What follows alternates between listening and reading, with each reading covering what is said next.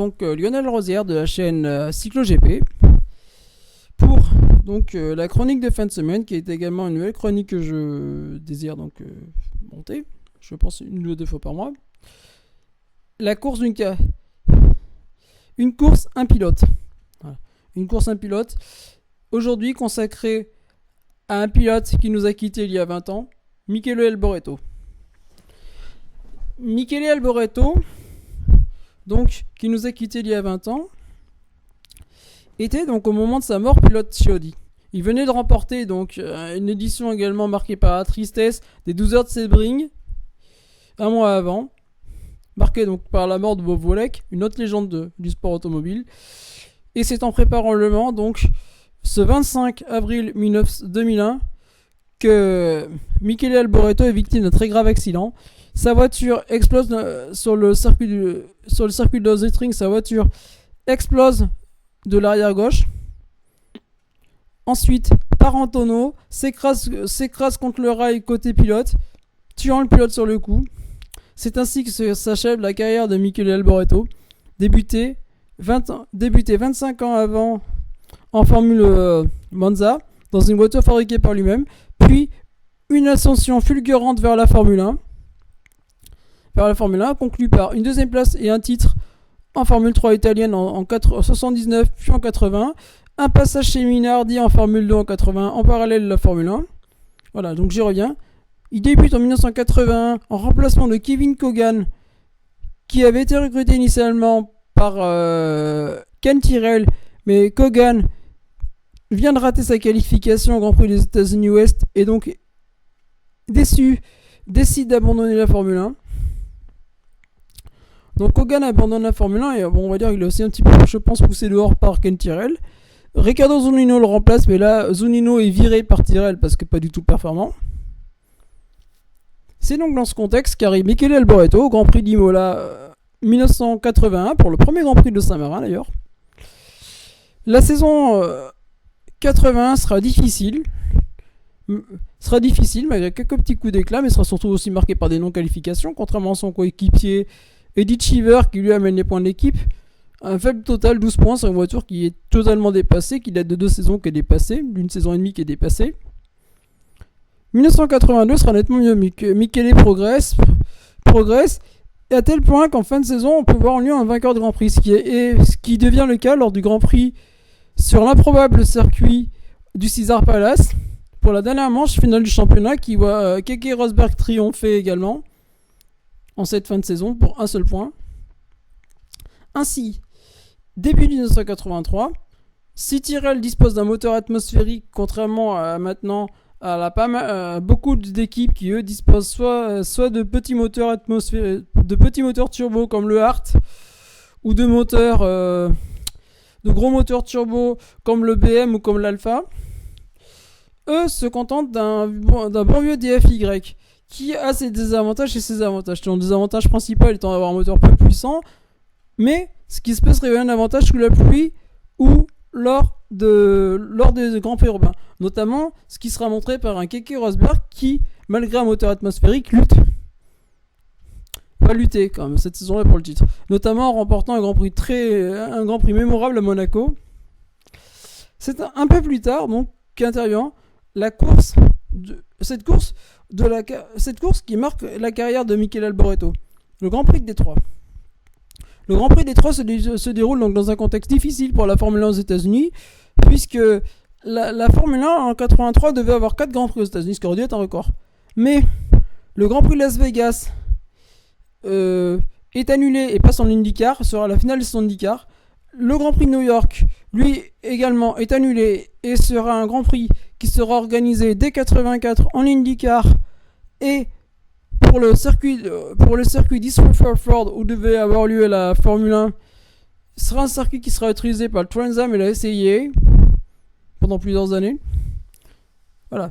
Et également, on apprendra plus tard dans l'année que le Grand Prix de Long Beach fait sécession de la Formule 1 et va rejoindre l'IndyCar. L'IndyCar était vraiment le sport qui monte aux États-Unis à ce moment-là, qui fait de l'ombre à la Formule 1, qui commence à faire de l'ombre à la, c'est un sport qui commence à faire de l'ombre à la Formule 1. Au grand désarroi de Bernie d'ailleurs. Mais aux grandes idées aussi de Bernie, qui aura pioché les idées dedans. Voilà. Donc ce Grand Prix de Détroit et le second Grand Prix de Détroit. La première édition de Détroit avait non pas soulevé l'enthousiasme, mais soulevé le dégoût de la part des pilotes avec une piste détestée des pilotes. Détester des pilotes, parsemés de trous, étroites, une vraie piste en ville, avec des virages anguleux, une vitesse lente, très peu de lignes droites, notamment avec les turbos. Ici, c'est une des rares pistes, c'est sans doute même la piste où les turbos sont plus désavantagés par rapport aux atmosphériques ici. Voilà. Donc, d'autant que si on le verra le dimanche également, mais le samedi et le vendredi, le samedi matin et le vendredi, on a une piste le vendredi où on a des averses qui ont détrempé la piste, puis une piste qui le samedi, du fait de ces averses, quand ça sera séché, aura une humidité qui remontera, donc ce sera une véritable patinoire. On signale également, donc, outre cela, quelques évolutions sur la voiture, notamment un nouveau châssis Ferrari pour René Arnoux, mais également le forfait de l'écurie RAM de John, puisque Eliseo Salazar, lassé de cette voiture, quitte l'équipe. Jean-Louis Lesser n'est pas disponible. Jacques Villeneuve, le frère à Agile, donc Jacques Senior, Jacques Joseph, n'est pas encore disponible également pour piloter. Donc l'écurie déclare forfait. C'est donc 27 voitures qui seront pour ces qualifications. Donc les qualifications qui voient plusieurs petites écuries à l'avant se mettre à l'avant, notamment Zourer sur la Rose qui se qualifie 5ème avec une moteur atmosphérique. Arnoux est en pole position. Piquet le suit. Donc Piquet là clairement prend l'avantage pour le championnat. Miracle également, on a une 11ème place de la part de Théodore de Roberto Guerrero. Par contre, Corrado Fabi n'est pas qualifié. C'est donc pour 60 tours, 61 tours à l'origine, puis 60 tours, que cette épreuve va s'élancer. Au départ, premier départ, Darren Kangaroo déclenche les feux orange. De Cesaris refait une nouvelle gaffe, puisque De Cesaris démarre pas. De Cesaris démarrera plus tard et partira finalement 8ème. Voilà. Donc, départ. Tambécal, c'est déjà fini pour la seconde Ferrari. C'est une course qui va être donc qui sera en début de course animée. Donc, comme souvent, Alboreto se place à ce moment-là entre la 4ème, la 5ème, 6ème place. Donc, dans les petits points, il va mener une course très régulière, jusqu'environ au 30. Alors qu'à l'avant, nous avons un duel Arnoux-Piquet jusqu'au 32e, jusqu'environ au 30e tour, où Arnoux abandonne sur une rupture électrique du système d'injection. Voilà. Malheureusement, c'est encore une occasion ratée pour Ferrari. Piquet prend la tête jusqu'à environ 10 tours de l'arrivée, où Piquet roule sur un clou, alors que Alboreto s'était rapproché, puis avait été redistancé par Piquet. De même pour Rosberg. Rosberg ne se rapprochait pas également jusqu'à son arrêt. Rosberg naviguait un peu plus loin. John Watson avait mené une très grosse remontée depuis la 21e place pour se situer désormais dans les bons points avec sa McLaren. Ainsi, à un peu plus de 10 tours de l'arrivée, Nelson Piquet roule sur un clou, éclate de l'arrière, réussit à rentrer au stand tant bien que mal, mais doit réparer. Il repart 5ème. Michele Alboreto hérite de la tête. C'est une occasion rêvée pour conquérir une victoire à bord d'une voiture qui non seulement n'est pas fiable, mais en plus très inférieure au Brabham, au Lotus, au Ferrari, aux voitures turbo. Alboreto se détache, jusqu'à 2 tours de la fin où il décide de ralentir. Donc il ralentit un petit peu. Rosberg se rapproche, mais désormais l'avance est suffisante pour qu'il puisse gagner son Grand Prix. Ainsi, Michele Alboreto remporte ce qui sera le dernier Grand Prix de Tyrrell. La dernière victoire de Tyrrell. La dernière victoire pour un moteur DFV. 15 ans après ses débuts à Zandvoort chez Lotus. Voilà. C'est la 155e et dernière victoire donc, d'un moteur Ford qui a dominé toutes les années 70 et la fin des années 60 et qui cette fois-ci est en perte de vitesse face à des turbos qui maintenant montrent réellement puissance et ne peut plus compter sur le jus pour compenser son handicap. Voilà, c'est donc la dernière victoire. Mais c'est également le dernier triplé de d'un moteur pour des moteurs atmosphériques, puisque Piquet lui est reparti, mais terminera 4ème. Au total, nous aurons donc au total, ce sera 11 pilotes, je crois que c'est à l'arrivée. Je vais vous le dire. Je suis en train de regarder ça. Classement. Voilà. Donc, pour cette... c'est ça. Ce sera 11. Ce sera 12 pilotes à l'arrivée. Ce sera. Plus Roberto Guerrero qui est non classé.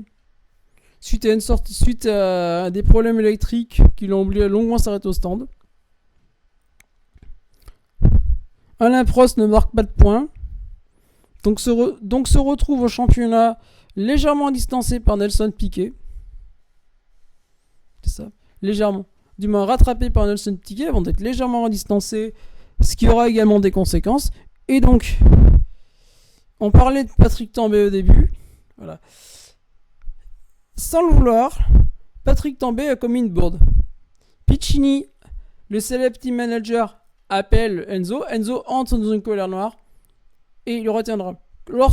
Lorsque Tambay tentera de renégocier son contrat, il aura une fin de non-recevoir de la part du grand Enzo. Il sera renvoyé, retournera chez Renault et ça libérera une place donc, pour Michele Alboreto. Et ainsi, Michele Alboreto héritera de la chance de sa vie. Alboreto a piloté 4 saisons chez Ferrari, dont 1985 où il lutte pour le titre, notamment en début de saison face à Alain Prost. Voilà.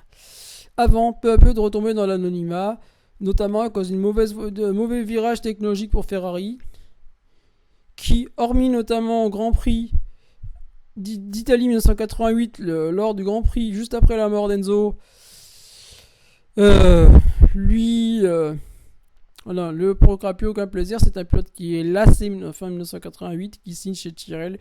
Là aussi, un nouveau coup du soir après un podium au Grand Prix du Mexique à bord d'une voiture qui est totalement dépassée. Alboreto est viré de l'équipe puisque Kamel arrive. Kamel ne veut pas de Alboreto.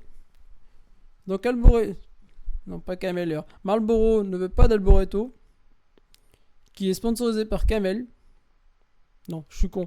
C'est bien ça. C'est Alboreto. Kamel ne veut pas d'Alboreto, qui est sponsorisé par Marlboro, comme beaucoup de pilotes italiens. Ainsi, il va rebondir chez Larousse, qui cherche un pilote suite à la Legionellos de Dalmas. Donc il courra quelques temps en France. 6 mois en France, il courra chez Larousse. Avant de signer chez ce qui pense être un rebond coup chez Footwork, qui sort de 2 bonnes saisons. Mais la voiture, entre moteur Porsche totalement gratté, voiture ratée, soucis financiers, ce sera une véritable descente aux enfers pour le pilote italien, qui, lassé en 93, se retrouve à devoir accepter une proposition de la plus basse force du plateau, et qui pourtant n'était pas la plus basse, chez Dallara, mais Dallara a lâché Scuderia Italia, qui s'est rabattu sur Lola avec une voiture totalement dépassée, catastrophique, qui n'offrira aucun plaisir, et le retour des non-qualifications pour Alboreto. Voilà.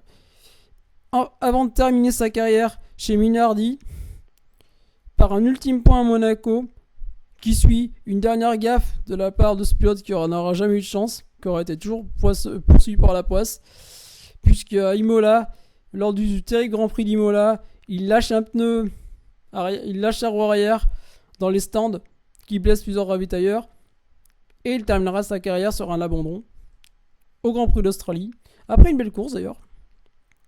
Voilà. Avant de rebondir dans multidiscipline, IndyCar, où il sera un des premiers pilotes de l'IRL, après avoir failli piloter en IndyCar en 86, chez Ferrari, puisque Ferrari lui avait proposé de faire Indianapolis à ce moment-là, ce qu'il n'avait pas pu faire. Il signera chez Just en en endurance, où il gagnera le Mans en 97 avant de rejoindre Audi, dont il sera l'un des premiers pilotes phares. Et malheureusement, donc comme je vous explique au début, le 25 avril 2001, il trouvera la mort lors d'essais au Lausitzring en Saxe, près de Dresde. Circuit qui sera marqué par la malchance avec également le grave accident de Zanardi un peu plus tard. Voilà. Donc ainsi disparaît un pilote qui aurait été tant éclectique par l'endurance par laquelle il aura débuté et qu'il aura terminé. La Formule 1, l'Indy, un peu de rallye, du tourisme, voilà, un peu partout. Mais surtout, un pilote qui aura été connu pour avoir été le dernier pilote Tyrrell vainqueur et également pour sa grande malchance.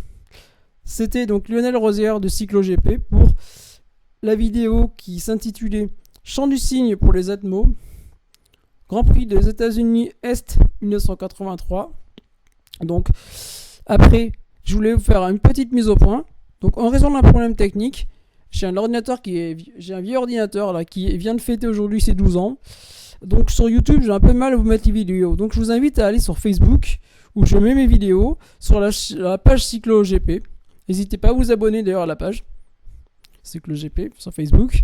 Donc je remettrai un peu cette vidéo un peu plus tard en updaté sur YouTube si j'ai pas réussi à la mettre. Donc n'hésitez pas à vous abonner, à mettre des likes, à mettre des pouces bleus, à mettre des commentaires. N'hésitez pas, les commentaires ça m'aide beaucoup. D'ailleurs je vous remercie pour les commentaires pour le Guinini, ça m'a énormément aidé. Voilà, vous voyez ils sont les meilleurs notamment. Voilà. Donc n'hésitez pas à vous abonner. Voilà. C'était donc Lionel Rosière pour la chaîne CycloGP. Au revoir et bonne semaine.